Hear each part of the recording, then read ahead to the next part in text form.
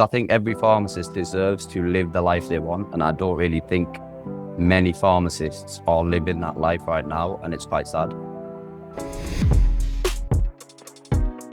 Hi, everyone, and welcome to the Clinical Pharmacist podcast. My name is Ruhina, and I'm the CEO of Clinical Pharmacist Solutions, and I'll be your host for this series. Today, we're kicking off with an exciting new series, which is all about exploring alternative pharmacist careers and entrepreneurial pharmacists.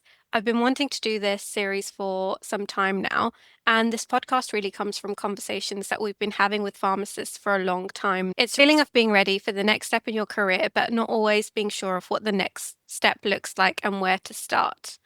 Pharmacy as a profession is changing very quickly, and we're seeing new roles emerging, more portfolio careers, and pharmacists applying their skills in areas that perhaps didn't exist even a few years ago. At the same time, there are many pharmacists who feel stuck, and even though they're experienced, highly skilled, and working hard, they're still asking themselves what comes next and how can they continue to grow. So, this is something that I personally relate to. Throughout my own career, I've always found myself looking ahead, thinking about what's the next change in healthcare, whether that's a new clinical model, technology, or new ways of delivering a service, and asking how pharmacists can be parts of that next stage. And I think many pharmacists have the same mindset, but just don't always have a clear starting point. Our own journey as a company has very much come from primary care, and that is our speciality. And our experience of entrepreneurship really developed from working within primary care and seeing how the profession has evolved. Over the years, we've supported hundreds of pharmacists through education, training, upskilling, and day to day clinical support, as well as working closely with general practice and PCNs. What we've consistently seen is that pharmacists are incredibly capable, but often don't recognize how transferable their skills are beyond the traditional roles. We're frequently contacted by pharmacists asking how we have come into our roles, how our roles have developed, and any opportunities that come about, and how we have built what we have built. At the same time, pharmacists are seeing new areas emerging. So, whether that's digital health, education, aesthetics, private clinical services, or other specialist areas, and they naturally start wondering what might be possible for them. So, this podcast isn't about moving away from traditional pharmacy roles, as those roles remain essential to patient care. It's really about recognizing that the profession has broadened and that pharmacists have now more ways to apply their skills more than ever, sometimes alongside their existing roles, not instead of them. Over the years, we've seen how some incredibly innovative pharmacists are doing excellent work across a wide range of settings. And the aim of this podcast is simply to showcase those journeys, make those paths more visible, and help pharmacists who may be feeling stuck to understand where they might begin. So today, I'm really pleased to be joined by Moe Zarara, CEO and founder of Pharmopreneur, and my lovely co-host, Sarah Dekmak, our Chief Operating Officer at CPS. Mo, thank you for joining us. I think a really good place to start would be for you to introduce yourself in your own words and tell us a little bit about your background, your journey as a pharmacist, and what led you to create Pharmopreneur. Yeah, thank you so much. Pleasure to be here. Really appreciate the invite. So essentially, I worked as a pharmacist for 3 years, done the absolute, let's call it donkey hours, 12 hours a day, 7 days a week, didn't take any days off, kind of went all in. That's just kind of how I approach things. So 3 years, just all into community pharmacy and locuming around the whole of the UK, from the Scottish Highlands to the bottom of England, everywhere.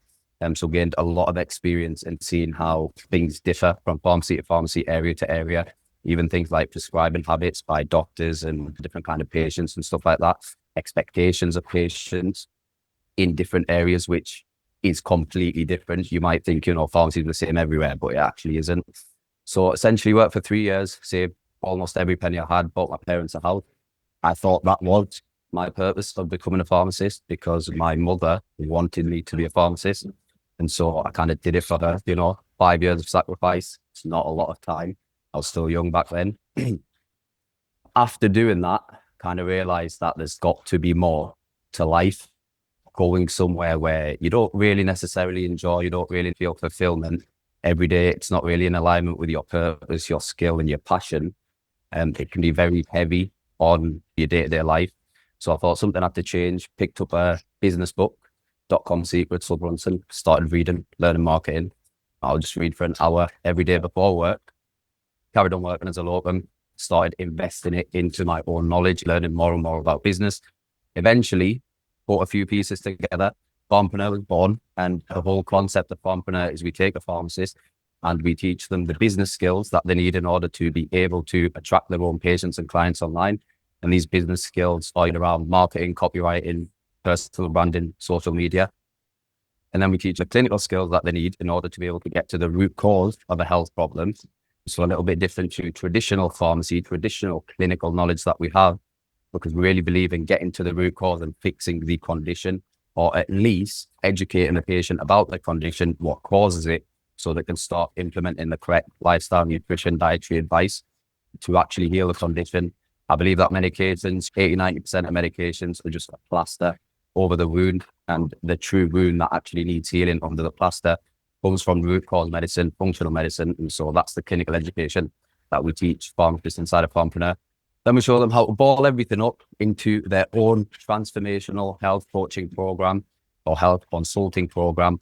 We show them and teach them how to sell it to patients. And then we show them and teach them how to walk the patient from A, which is poor health, for example, pre-diabetes, to B, which is the health outcome that they're promising their patient, which, for example, is reversing their pre-diabetes in a nutshell. Brilliant. That sounds very exciting. And what a journey that has been for you. So how long has it taken you to kind of develop this model over time? So Pharmpreneur as a business has only been alive for 12 months. We've only Okay. been operating for 10 months. As me learning business, about 2 years. Okay. Obviously, again, spent a lot of money in trial and error, made a lot of mistakes.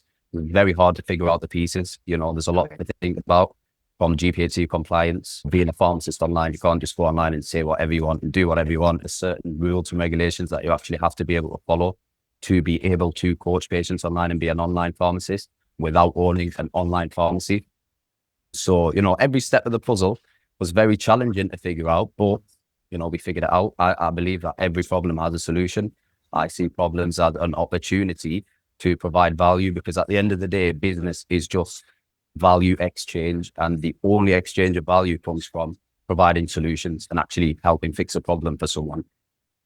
Yeah, I think we love that kind of ethos because we always say, give us solutions, don't give us problems. And as pharmacists, I think we're naturally problem solvers from the get-go. Absolutely. So I think that sounds quite exciting. So you've kind of got two aspects there where you're helping to coach the pharmacist. In turn, the pharmacists are helping to coach those patients to better outcomes. So I read a little bit about your goals online, and I think you've got a great target if you want to help to support, was it 100,000 pharmacists to make Yeah. an impact in how many patients?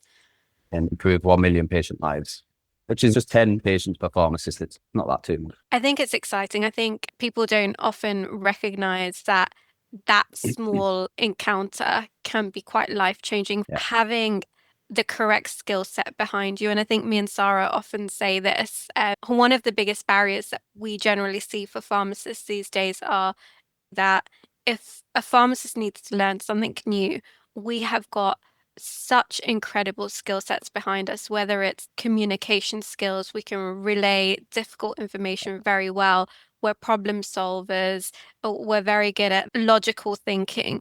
But Mhm. the minute that we see that a pharmacist has got something new, we almost see a panic, which is nobody's taught me how to do that. And I think that's one of our biggest pet peeves. So I think we live in such a digital world at the moment. We've got access to resources like we never have had before. We've got access to AI. We've got incredible training materials. We've got entrepreneurs like yourself that have this information that through your kind of journey in such a regulated healthcare field as well. So all this information is readily available. And I think you're removing some of those barriers that some of those pharmacists do face. So I think that's quite an incredible goal that you've got there.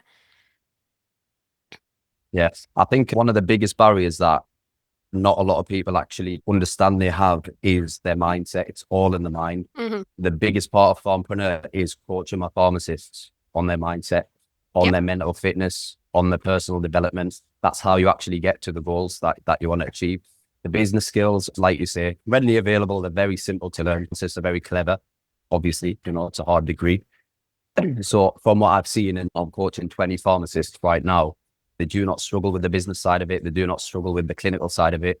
And what they might struggle with is the belief in themselves, the mindset, is the personal development, is making sure that they are the best version of themselves. Because health coaching or health consulting is a different ball game. You have to practice what you preach. If you're not the best version of yourself, no patient is going to take you seriously. It's a different kind of world to walking in a pharmacy and you are the responsible pharmacist. They have no choice but to listen to you. When you're online, you have to practice what you preach and you can't pour from an empty cup. So if you're not the person practicing what you're telling the patient to do, they're not going to listen to you. And so a big part of it is you have to lead from the front. And so one of the biggest kind of challenges, let's say in Pharmpreneur, is I have to turn these pharmacists into leaders. And they are that. It's just deep down inside them. You just kind of have to bring it out of them. But I truly believe the best work that we do is the health and mindset coaching inside of Pharmpreneur. Everything else is easy. Anyone can learn these skills. I'm nothing special for learning these skills. Being an entrepreneur is hard work, of course, but I truly believe anyone can do it. It's just getting the mindset right first is a really important thing that everyone misses. People, they go straight to the business skill, the clinical skills. They miss this big gap of actually fixing themselves, fixing their mind so that they can actually pour from a cup that is full and can actually help their patients. Yeah, I think absolutely. I think it kind of all fits together like a little bit of a puzzle. When we came into our roles, I think I had leadership skills, which came from managerial roles. I had health tech skills, but I didn't have that business set of skills. And I think for me, accounting, finance seemed like the scariest things in the world. But over time, I think you've mentioned it previously as well, building the network of the right people around, you're able to kind of overcome those hurdles and learn that correct skill set. So I think it's really important to, as you say, change that mindset. You can be capable of anything. What kind of advice would you give to those pharmacists that are kind of sitting on the fence at the moment? They're not too sure. They want to do something different, but they don't know where to start. Yeah, really good question.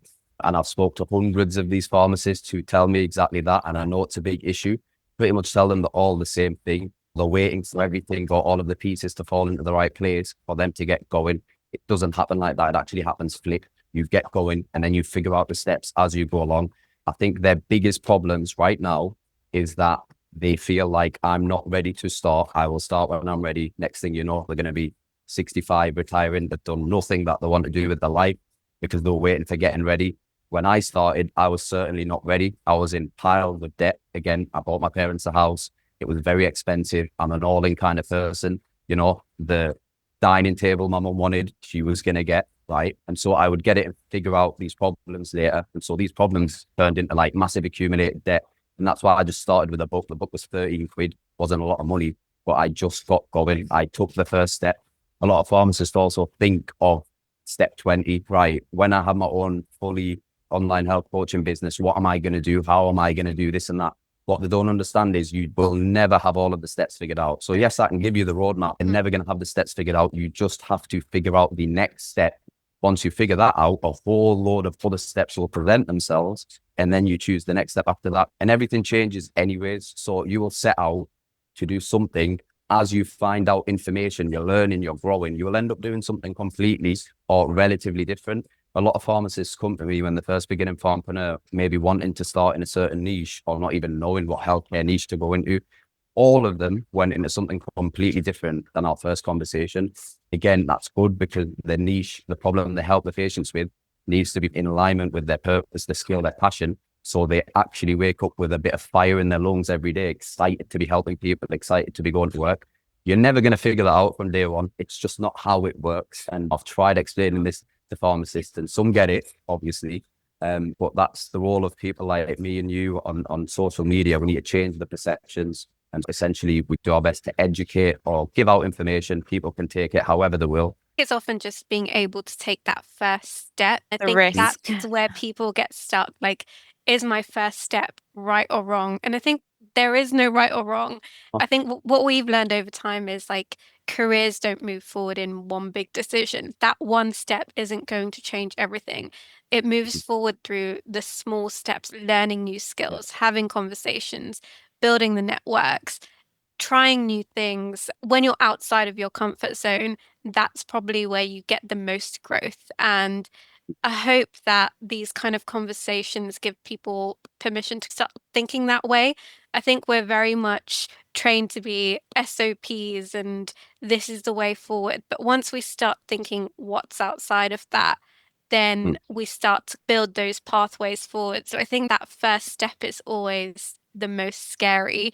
And it's also fine if that first step isn't what goes on to make your career. It's just an exploratory step, really, but it paves the way forward for you.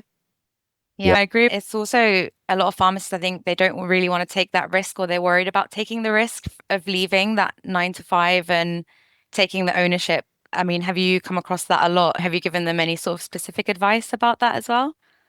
Yeah, I come across it all the time, and you tell Yeah. them that no one actually knows if it's the right answer or the wrong answer. They don't know, we don't know. So I think what a lot of people struggle with is the indecision, and indecision is what really burns you inside.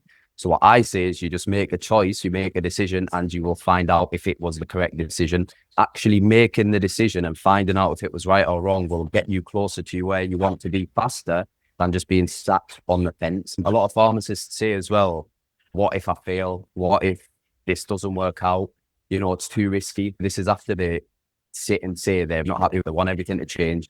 And then they tell me the reason they don't change is because it's too risky. The way they need to frame it is, as it sounds to me, they're already living out their worst case scenario. So what's the worst that can happen if you try? Pharmacists are stuck in this loop where they're just terrified to get moving.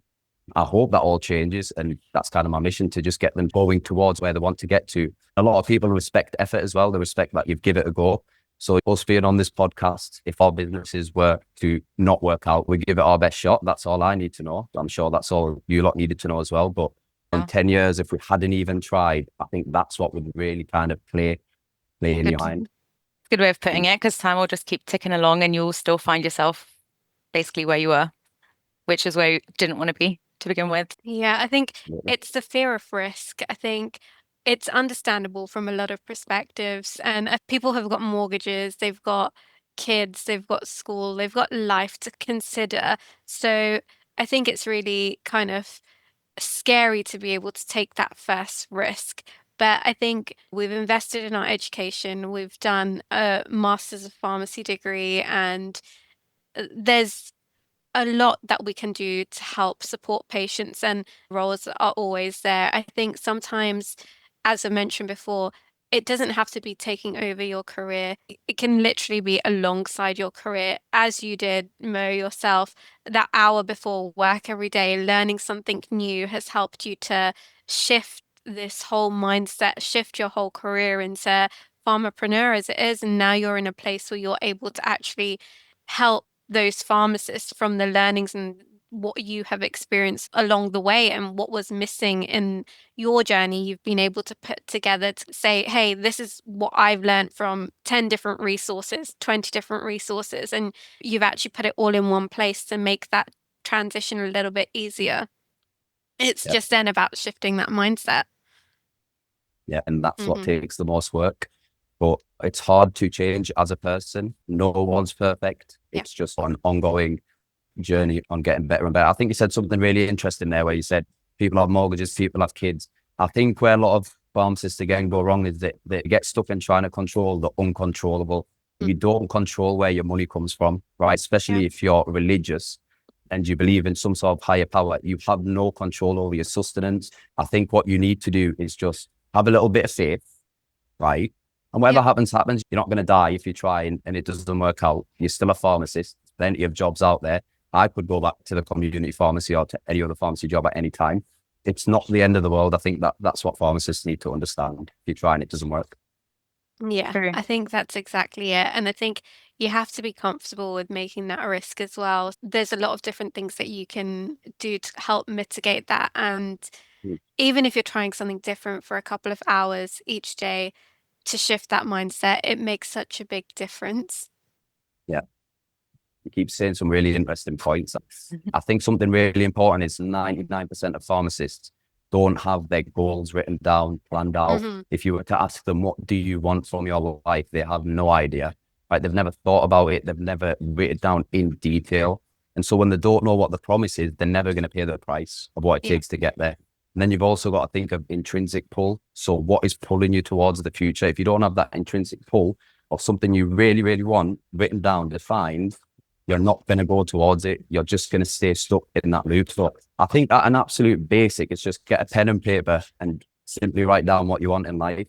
And then if your life is the complete opposite to that, maybe start changing some aspects where at least you're going towards the thing you want. Because I think every pharmacist deserves to live the life they want. And I don't really think many pharmacists are living that life right now. And it's quite sad. No, I completely agree. I think actually what you've just said is something that resonates very well with me. So I think goal setting is really important. We end up getting into a very monotonous role of doing the day in and day out. But if you have your goals, you write down what you want to achieve. It doesn't matter that in 6 months you haven't achieved your goal or your goals have slightly changed. I think actually your goals are likely to change along the way because you're growing as a person. What you're seeing and what you're setting for yourself, what you're experiencing every day changes. And what you set out to do in your first initial goal setting might be absolutely different to what you achieve, and it might be 10 times better than what you had anticipated. But if you don't have that goal set, you're not holding yourself accountable to be achieving something. So I think that is something that we could probably all incorporate. But actually, that leads me to a good question for you, Mo. In terms of the pharmacists that you've coached so far, tell us about kind of your successes, like how you've helped people so far, what the achievements have been. Brilliant. First of all, I'd like to give them all a big shout out because they are really amazing. And they are the pharmacists, at least that I know anyway, who've took that step, and they work extremely hard because there's a lot to learn. So firstly, I'm very proud of them all. My first ever pharmacist done something a little bit different, but used the business skills we taught him. And he hit £30,000 in the first month of launching his business. And I know when I say these numbers to pharmacists, they're like, oh my God, but online marketing, learning these business skills, these high income skills, learning high ticket sales, these are real skills. These are not skills that have never made people money in the past. And these are not skills that, people make up just to try and sell you a course. These are real skills. And I'm saying this based off having 7 mentors and investing endlessly in myself.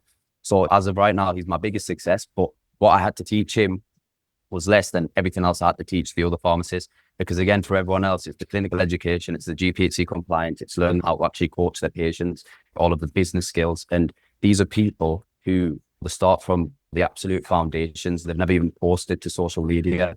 So they need to learn everything and then implement everything and get going. I've got Faizan, who is helping, his niche is helping Muslims with pre-diabetes, and he's reversed 2 patients pre-diabetes in 60 days, both confirmed by both their doctors. And he was my third or second client. My second client, she's helping people with restless leg syndrome. Amazing niche, but very new, which means it's taken a bit more time and more hard work to implement. But once that gets going, and say with confidence on this podcast, and you can look back to this, she will impact and improve so many lives.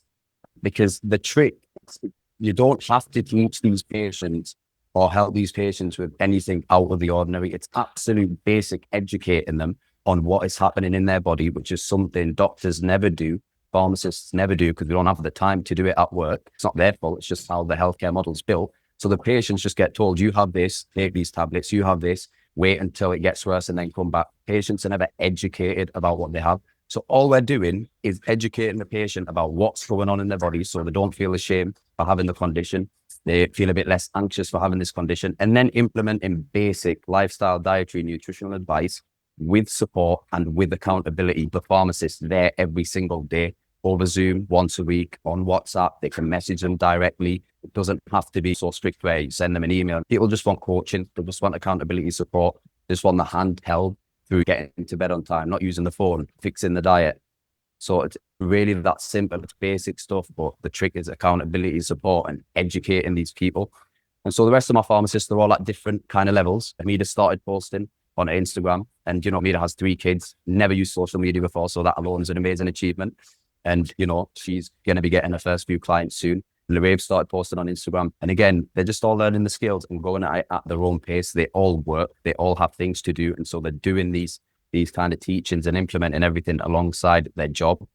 Okay, brilliant. So it sounds like you've had some exciting kind of success stories there. So it's almost like with the health coaching, it's taking that role. So for us in primary care, it's almost taking the role rather than having those 10-minute appointments, up titrating, down titrating medication. It's taking Yeah. it that step further, teaching patients how to kind of control their mindset, helping them make some active and responsible changes, which isn't just medication related, it's lifestyle related. And it's Yeah. just going that extra further bit with the extra time that you've got available to make a change in a patient's life. Yeah, I find a lot of our pharmacists that work in primary care, they want to give that extra bit Yeah. more to their patients. They want to go to that extra step and give them that education and follow up with them. But there's literally just not enough time. So you might get like a 10 or a 15-minute slot, but you don't get to also, in most cases, see the impact of what you've done as well for the patient, because the patient then just sort of Yeah. gets refiltered into the surgery system. So it's actually really inspiring that you get to follow that patient journey, and it motivates you to probably want to do that for more patients as well. Oh, absolutely. I absolutely love it. The money's good and materialistic stuff, all of that stuff. Again, and Ruhina said something really interesting where she said, your goals change. They absolutely did for me. I've stopped caring about anything materialistic. I really don't care anymore. I want to get to that mission. And that has come from receiving messages from all of my clients. I went into work excited today because I can see another path. Mohammed, who made 30 months saying I've changed his life. That testimonial's on YouTube. If you want to go watch it, it's just a Zoom recording. You can go watch that. But these words and having your name included in people's testimonials, you cannot buy that.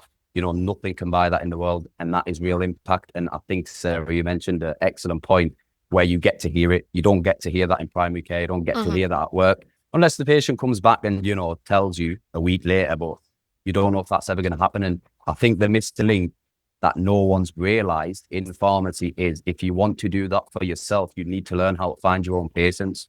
And that is business, that's marketing, that is sales. Because you can help a patient for free at every step and help plenty of pharmacists for free, I'd like to think. But eventually, you can't give away all of your time for free. So you also need to learn how to sell your knowledge, sell your expertise so that people can pay you. You can be happy and actually provide them value over a long period of time. But one of the best things is receiving these messages, and every one of my clients have sent me so many of these messages. And that's what means a lot. I will never leave any of them worse than when they came into Pharmopreneur at the absolute very least. I always leave them better than how I found them, and they leave me better than how they found me. They inspire me just as much as I hopefully inspire them. So I think that impact, once you start having that, once you see that you're capable of creating that impact, like a drug, you want more of it. You want more. You want to help more people. You just want to have more impact, and that's when, like Ruhina said, your goals start changing completely. Yeah, I think it's really inspiring to hear everything that you've done up until now. Can I ask, in terms of the pharmacists that you've had coming towards you, we've spoken a lot about success. Where are pharmacists not successful? Is it mainly due to inability to change that mindset and have that shift? Where would you have found unsuccessful cases? Yeah, it's all in the mindset. Every single bit of it. It's personal development. As harsh as this might sound, pharmacists are not well personally developed. And I'm sure there's statistics out there that show that pharmacists are probably the most depressed, burnt out healthcare professionals in their field. They are not, not all of them, obviously. And, pharmacists might hate me watching this, but I hope they can see the bigger picture here. But they are not, well personally developed. They do not have a good mindset. They do not have a strong mindset. They don't understand that you have a problem. Everyone has problems. Everyone has circumstances. You cannot change the circumstance. You can only change yourself. How do you react to these circumstances? People react differently. And I'll tell you all one thing right now, everyone listening to this, your life's not going to be less stressful as a pharmpreneur, as a business owner, as an entrepreneur, you know, when you have more money, you're not going to be less stressful. What you are going to be is able to handle that stress better. You're going to have better emotional control. You're going to have growth in your mind and your personal development. The stress never stops. The problem never stops. The circumstances never stops. Building Pharmpreneur was and is one of the hardest, most stressful, most expensive things I've ever done in my life. I just don't go around, you know, shouting that from the rooftops because everyone goes through this. Yeah, and I think that comes back to the change starts with you, doesn't it? Yeah. So you have Yeah, to it be really does. able, you literally have to be able to shift that mindset and say, okay, this isn't working for me and this is what I want. And you just have to fill that middle of how you can achieve it. And it's through routes like this that you start to kind of explore what you can do. And I think that is the biggest food for thought out there. Like you can make that change. It's just you are your own barrier to making that change. Yeah, well, I mean, if you don't change, nothing's going to change for you. I'll tell you that right now. As simple as that, ever. So, in terms of your role, so Mhm. we just said people often don't see the blood, sweat, tears. They don't see the long hours. They don't see the evenings and weekends that are put into the role. What are the Mhm. common misconceptions people have about your role and what it is to be a pharmapreneur? I mean, that's a really good question as well. And again, I have to give a shout out to all of my pharmacist clients because they understand how busy I am in trying to build this business, not just for them, but for the rest of the pharmacists. So they're all very understanding and they know that it's extremely hard. I'm very open with them. I don't make it sound easy. Even if you look at my content, I don't, you know, say this is the easiest thing you'll ever do. Hmm. It's the simplest way to make money online as a pharmacist. I truly believe that. It's not easy. And I say this because I don't want anyone who comes in thinking it's going to be easy. Everything in life is hard. So I don't believe there's misconceptions out there. I think my whole, you know, brand, if that's what you want to call it, online, demonstrates nothing comes easy, nothing's given to us. I don't believe that anyone deserves to have anything given to them. And then what I really want to kind of stress is they set their mind to becoming a pharmacist. They became a pharmacist. What I really don't understand is why they don't get that. If they set their mind to becoming an entrepreneur, they will become an entrepreneur. They've got it in them. They've already set big goals and achieved them. I don't know why people get so scared, you know, about the idea of working for themselves, making money for themselves. I think they're all capable.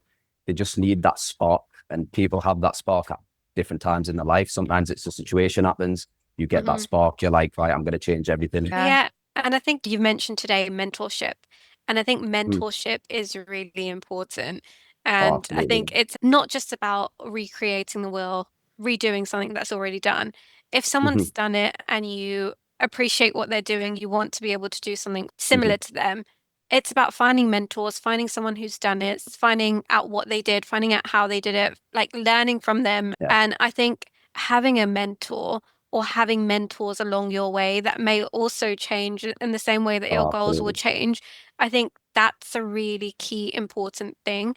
You can want to do it all by yourself as much as you can, but I think if you don't have the right network, the right support around you, the right people that you can bounce ideas off, I think that can be a downfall, or you can go off on a tangent to where you want to get to without being kind of guided back to actually what you want to accomplish. And we do it all the time. We'll start with one idea and then we'll find ourselves in another idea, but we're like, okay, let's reroute ourselves. This is what we need to accomplish. So I think it's really inspiring to see what you've done there.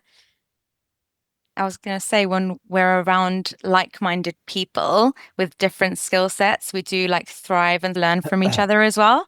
Me and Ruhina work really closely together. And I'd say there's loads of skills and methods that I've picked up from you that I probably wouldn't have otherwise if I didn't work with you. But they've made me a better person and they've opened my mindset and helped me perform better. So it's definitely like the people that you surround yourself with as well. Yeah, But that's why it's so important to have these networks. Um, yeah, I think like that's so important, but a blind spot that everyone has in the pharmacy profession, or at least let's just say as a local pharmacist, because that's my background, is you're surrounding yourself in a community pharmacy environment day in, day out. You are getting brainwashed by the people around you, and that is not a good environment for growth. And so I also believe that's why pharmacists stay stuck. They're going to work every day, thinking about wanting to change, but their environment at work is where they're spending most of the time. And so what you two have just said about bouncing ideas and being around great people, they're not doing that. They're around people who have essentially submitted to the 9 to 5, have not really got goals in life. No offense, and I've met amazing dispensing and pharmacy staff, but you know what I'm saying. So every day they're surrounding themselves with the complete opposite to what Sarah's just said. And so how do they ever expect to actually change? You can't. So that's when you need to start thinking about maybe taking a day off work and only going and learning business, joining a mentorship group, or going into some sort of different surroundings until you can reduce it to 2 days, 3 days, 4 days, etc. But I think that's where a lot of pharmacists go wrong. Yeah, so I agree. I think you need to kind of build the reality that you want. So a little bit about my background was I started in community pharmacy, as did a lot of us, and very quickly early on decided I want more. So general practice roles weren't available at the time. I literally waited till my 2-year mark to be able to do my independent prescribing. And I was already working 5 days a week at a community pharmacy. So I contacted a local surgery and I was like, hey, can I come and work with you guys for a day a week? So I kept my community pharmacy role, took on a 6th day a week. So at this point, I was working from, was it like 7 o'clock until 6 p.m., doing my independent prescribing course and clinical diploma in the evening, then jumped on to doing another day of working in GP practice. So if you want to make that shift, if you want to surround yourself with the people that you want to be like or learn from, you kind of have to put that hard work in to be able to get it.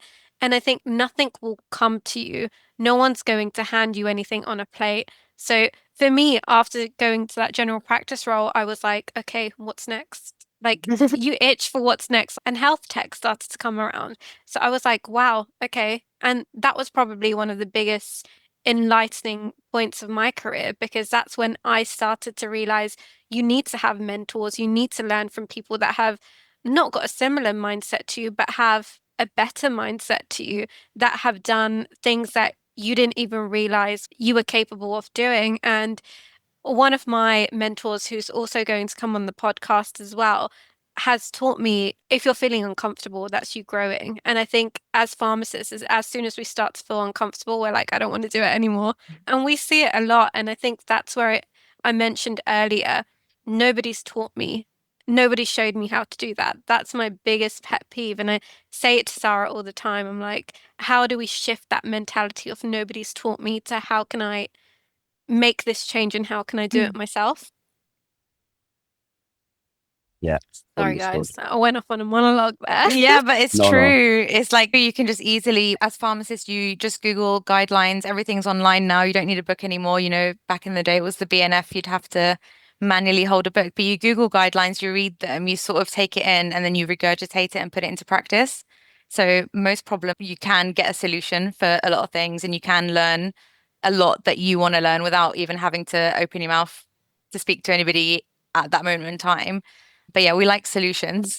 So a lot of pharmacists are now looking at career pathways that don't just include being in the UK. And Mo, you work in Dubai, and I think that is a goal of a lot of pharmacists, and not just the UAE, but I think there is a lot of pharmacists that are interested in the UAE.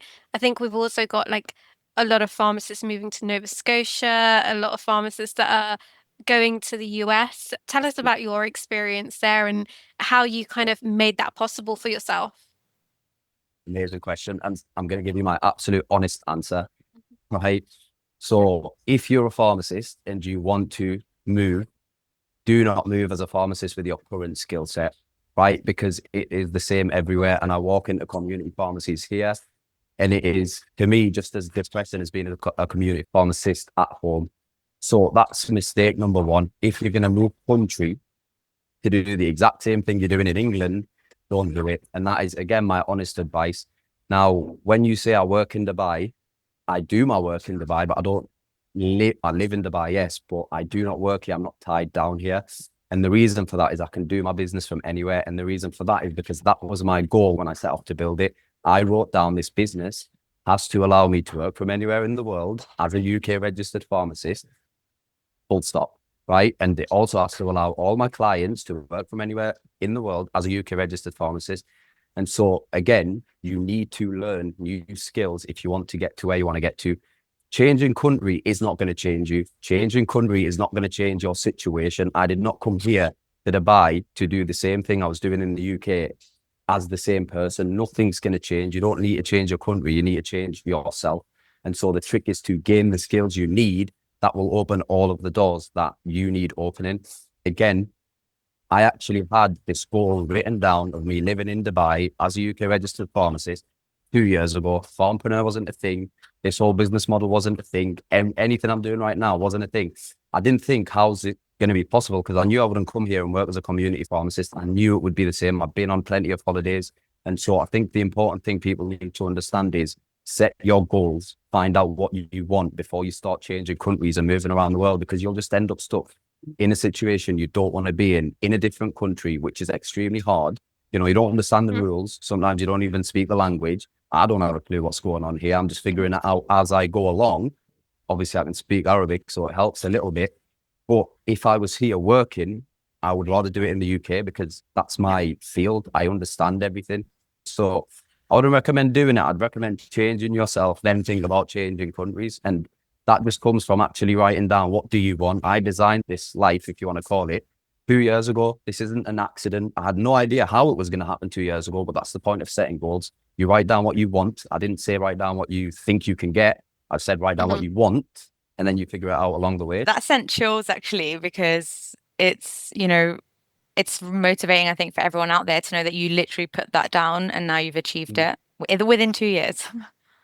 Yeah, I think the goal setting is so important, but I think it's also eye-opening as well, because I think I've had a lot of conversations with pharmacists recently that do want to move to the UAE or do want to move abroad. And I think actually it's good for them to understand it from someone that's lived the experience. I think it's really important that having that skill set is so important. And I've known a lot of pharmacists that have moved to the UAE, and a lot of them have utilized this new business set of skills that they have when they have come there, rather than going down the traditional pathway of working within like a community pharmacy. So thank you for that. I think that will be really eye-opening for a lot of pharmacists. So before we wrap up, any advice that you would give to pharmacists that are sitting on the fence that want to take that next step? Yeah, just pick a side of the fence and just give it a go. Literally that simple.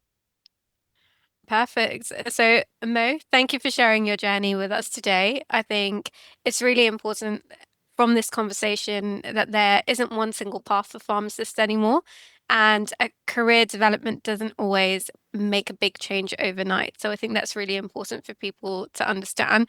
Sometimes it's about recognizing the skills that you already have and the skills that you want to learn, and taking small steps forward aligned to where you want to go. So, from our perspective, working with pharmacists every day in primary care, we see how capable pharmacists are. It isn't often a lack of skill or opportunity, it's simply not knowing where to begin or not seeing examples of what is possible. And hopefully, conversations like this that we've had today help make those paths a little clearer and help people to be able to make that next step, get off the fence, and actually take action, set those goals. I think this podcast is really about showcasing the different ways pharmacists are contributing to healthcare, and whether that's in traditional roles alongside them or in completely new areas. It isn't there to encourage people to leave what they are doing, but to help them think more intentionally about their careers and what the next step may look like for them. So thank you again for joining us today and sharing your experiences with us so openly. Thank you very much. Thank you, Mo.